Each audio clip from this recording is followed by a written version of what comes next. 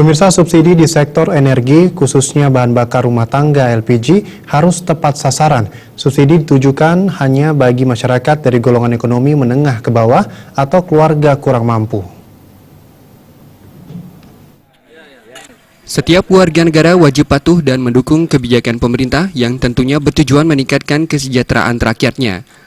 Salah satunya, kebijakan pemerintah adalah penggunaan tabung LPG bersubsidi bagi masyarakat kurang mampu dan tabung non-subsidi bagi golongan masyarakat mampu secara ekonomi. Operation Manager Domestic Gas Pertamina Jatim Balinus, Nyoman Sumarjaya mengatakan, tabung gas LPG 3 kg bersubsidi ditujukan bagi masyarakat yang berhak dan kurang mampu. Namun masyarakat yang berpenghasilan cukup dan mampu tidak dianjurkan menggunakan tabung 3 kg bersubsidi.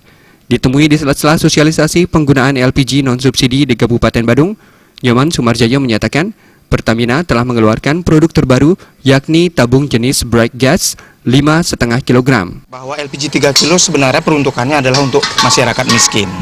Nah, dari sisi penghasilan seperti ini, dianggap pegawai negeri itu sudah tidak termasuk di situ.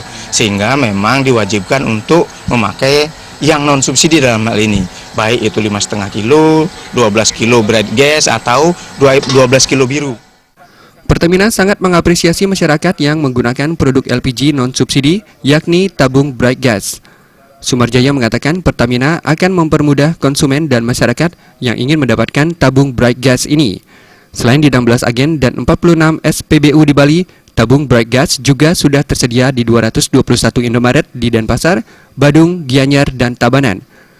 Anggota Hiswana Migas yang juga salah satu agen Bright Gas PT Yasa Nusantara Gemilang, Dewi Supriyani mengungkapkan, dalam masa sosialisasi Bright Gas, masyarakat dapat menukarkan 2 tabung gas 3 kg bersubsidi ditambah uang 100.000 untuk memiliki 1 tabung Bright Gas 5,5 kg.